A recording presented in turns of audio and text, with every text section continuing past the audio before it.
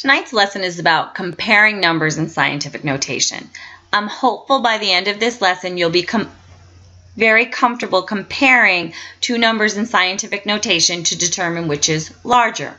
And you'll remember when we talk about distances that are very large or very small, we often put them in scientific notation. For instance, the distance of planets from the sun.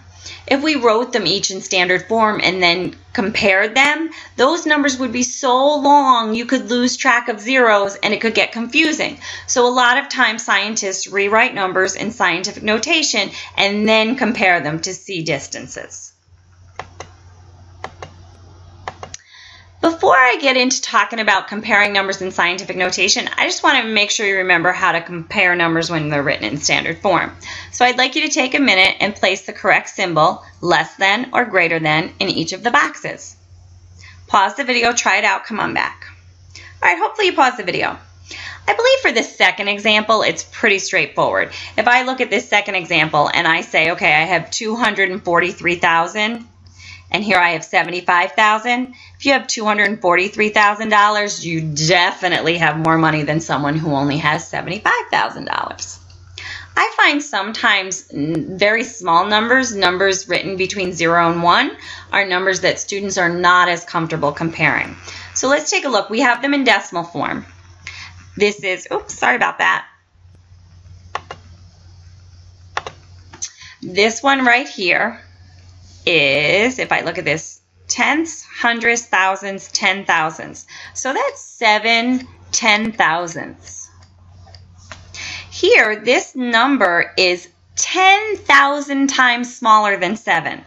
If I look at this number, it's tenths, hundredths, thousandths. That's 1 1,000th. That means that that number's 1,000 times smaller than 1. And if you had a number just 1,000 times smaller than 1, that's still bigger than if you took 7 and divided it by 10,000. That 10,000 has more power in the division, makes a much smaller number. If that isn't comfortable for you, you can always just look at the place values. If I look at the tenths place, they agree. I look at the hundredths place, they agree. Then I move to the thousands place. In the thousands place, that only has a 0, and that one has a 1. 1 is greater. So I know that that number is greater. Hopefully that's a good review for you. Let's look at these same numbers in scientific notation. We just figured out that 7 10,000ths is actually smaller than 1 1,000th. What I want you to first do is I want you to pause the video so that you can rewrite each of those numbers in scientific notation. We've been working on that for a bit, so you need to just review and make sure you're comfortable rewriting each of those in scientific notation. Pause the video, come on back. All right, hopefully you paused the video. If I was going to rewrite each of these numbers in scientific notation, the first thing I would think to myself is they're both very small numbers. They're both less than 1 but greater than 0. That tells me my exponent on the 10 will be negative. Very small numbers have negative exponents on their power of 10. So hopefully when you rewrote that, you got 7 times 10 to the negative 4th. If I look here and just remind you, if this is where my decimal point starts, this is where my decimal point starts, and I need my decimal point to end here, so I have a number between 1 and 10 as my first factor. I just take a look and I say, okay, I moved 1, 2, 3, 4 decimal places to be able to create a number between 1 and 10.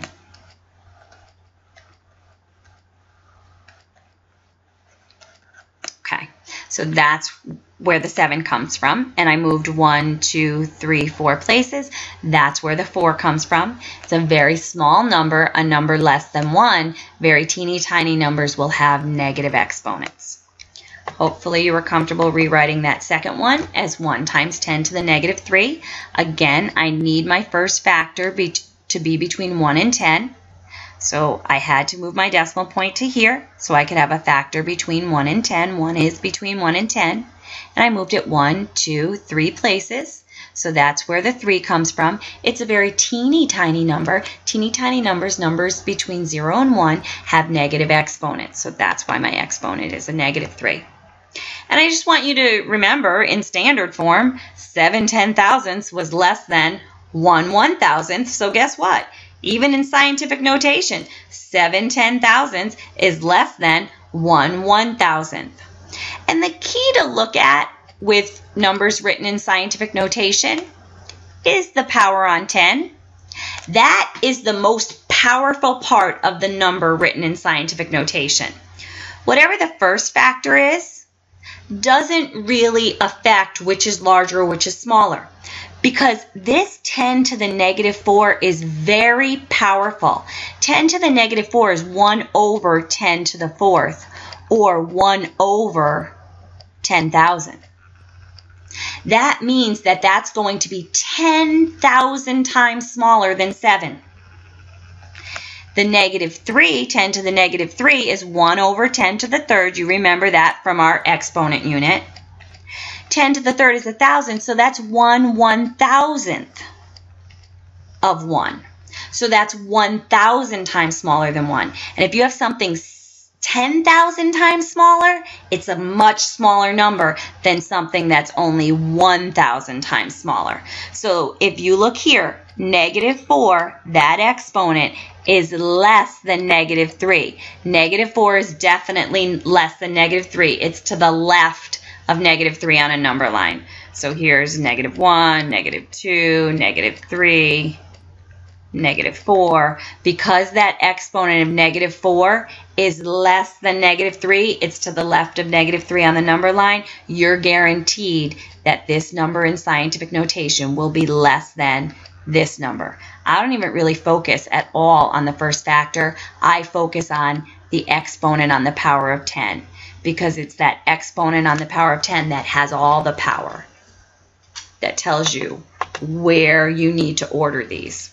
So remember, don't be fooled by looking at the first factor, because if I looked at the first factor here, if I just looked at the 7 and the 1, I would say to myself, oh, 7's bigger than 1. That doesn't matter when the number's written in scientific notation.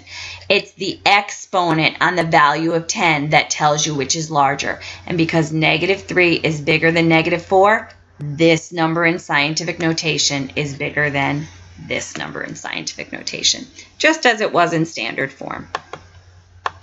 All right. How about those larger numbers we compared? So if we take a look at those larger numbers we compared, we agreed that 243,000 was larger than 75,000. First thing I'm going to need you to do is do a rewrite of each of these into scientific notation. So that's the first thing to do. So pause the video, do a rewrite of each number into scientific notation, and then we're going to go ahead and compare them again. Hopefully you paused the video.